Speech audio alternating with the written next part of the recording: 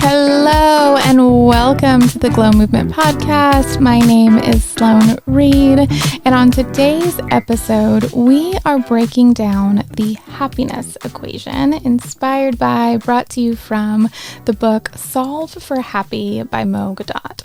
So as many of y'all know, I lead a book club. We are about a week shy from 2 years of this amazing community that I get to lead with a dear friend of mine. And this was our most recent book and the first book of the year, which was just a great way to kick it off. And what it does is really finds the formula for happiness. So we find the author at a very fresh other end, like very newly on the other end of a horrible loss and a tragic event. And he is really leaning into his engineering background to find a formula for happiness, aka the happiness equation. And so how it's broken down is your happiness is equal to or greater than your reality. I really want to stress that part of it. Your reality minus your expectations. So another way he phrases this is your happiness is equal to or greater than your perception of events, right? Your perception of events minus your expectations of how life should behave. And so I found this sent me on a beautiful mind spiral in so many directions that happened live during book club. And so goodness gracious, thank goodness those people love me through it and love the wild ride that I take them on. But the reason why is a couple epiphanies happened. The first is how simple humans can be sometimes, in that as long as we're getting what we expected, we're good to go. It's really easy to be happy. As long as reality is meeting or exceeding our expectations, like we're good to go. We expect to get the promotion, we get the promotion. We expect for that certain someone to text us back, they text us back. We're all good. Happiness is easy. But it also made me realize how important our perception, self-awareness, and intention is to controlling the controllables and dictating and determining our own happiness, aka the power is ours. And yes, there are so many external factors that influence our happiness. But what I appreciate, especially from the author's perspective after his horrible loss of his son, which happened during a procedure where a medical accident caused him to lose his life, that I appreciate how we aren't talking about toxic positivity in this. And so for me, the first step of really breaking down this formula is first touching on happiness. Happiness to me is a fleeting emotion, right? It is very, very temperamental. It is very emotional, for lack of a better word. It's something that we can exhaust ourselves and miss out on so much if we're constantly chasing it. So for me, I kind of want to rename it to joy, because I feel like joy is an underlying fundamental value that we can bring to every situation while still honoring the many, many other influences and emotions at bay. I think this allows us to honor being sad and cherish and to recognize that and to cherish how meaningful that is, and to honor being angry and frustrated and disappointed and understand that every single one of those are valid while still seeking joy as a fundamental foundation. So that's one of the breakdown. Step 2 is the actual formula. And I know I harped on the your reality, like the your part of it. And that kind of goes in to all the other influences that we talked about, because I feel when we talk about reality, we assume it's based on the facts, but we forget all the other factors that shape our reality. I think we've all, especially when he touches on the definition of it, which I think is what's so beautiful, is our perception of events. And for me, I immediately visualized a party. And I feel like we've all had this example for something. I don't know why. Maybe this is just my childhood, but hey, go with me. Where there's like a scene in the middle of the room. And let's say in this scene, from the first perspective, it looks like Steven pushed Johnny, right? But if you pivot, just like if you walk like 10 feet in one direction, it's actually Stephen tripped and fell on Johnny. And then another perception is actually Tom pushed Stephen that fell into Tommy. Now I'm losing names. And then Johnny. And then from another perspective, it's no, so-and-so tripped and fell into, and it was a chain. And like, it's just like from all these different perceptions is shaping a different reality of events, a different perception of events.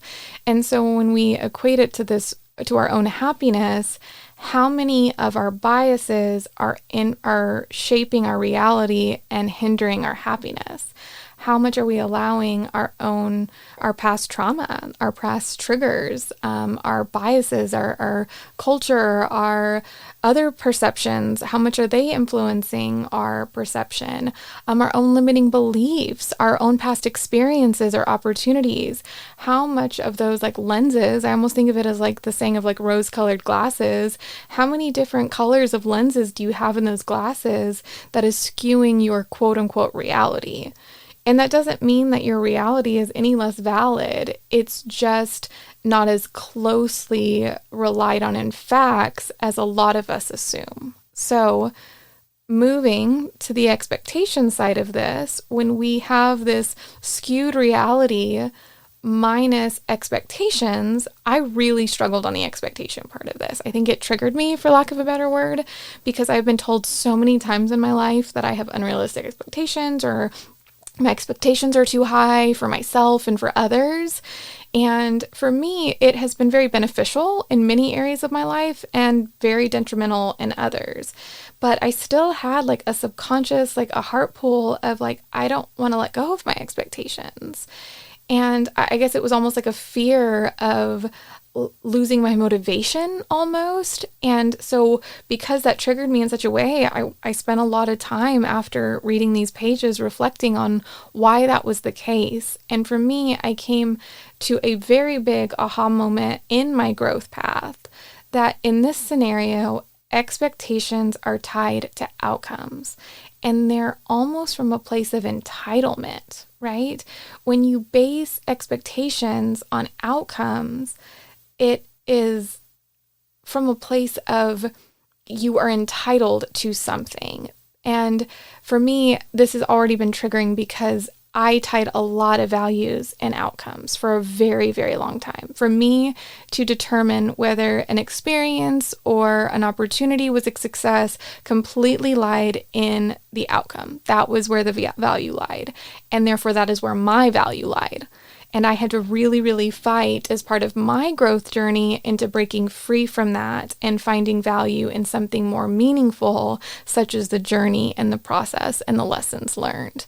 And so when we go back to this expectations equal entitlement, it's the viewpoint of you expect something, you're entitled to something. So you expect someone to treat you a certain way, when in reality, that person doesn't really owe you anything.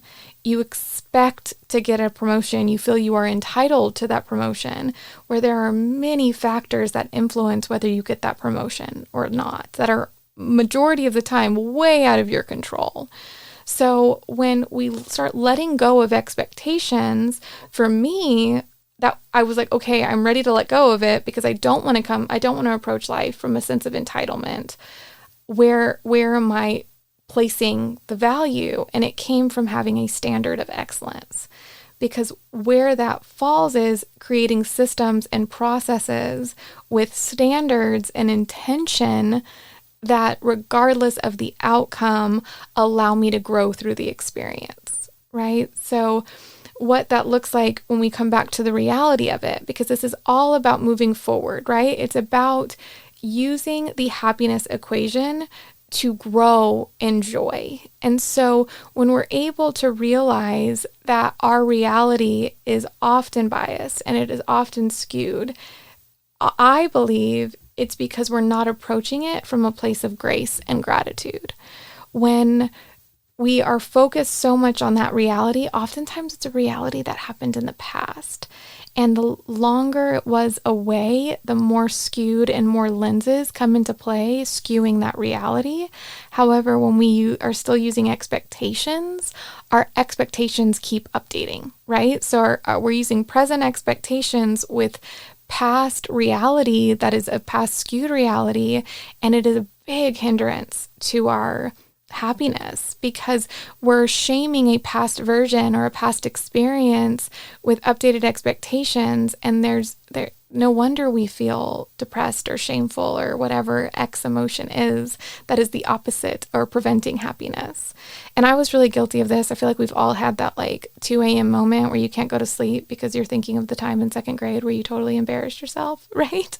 Well, it's shaming that poor second grader, when which we should be approaching reality with is with grace and with gratitude. And grace that first and foremost, our reality is skewed due to so many factors. Grace for the person who is living through that reality.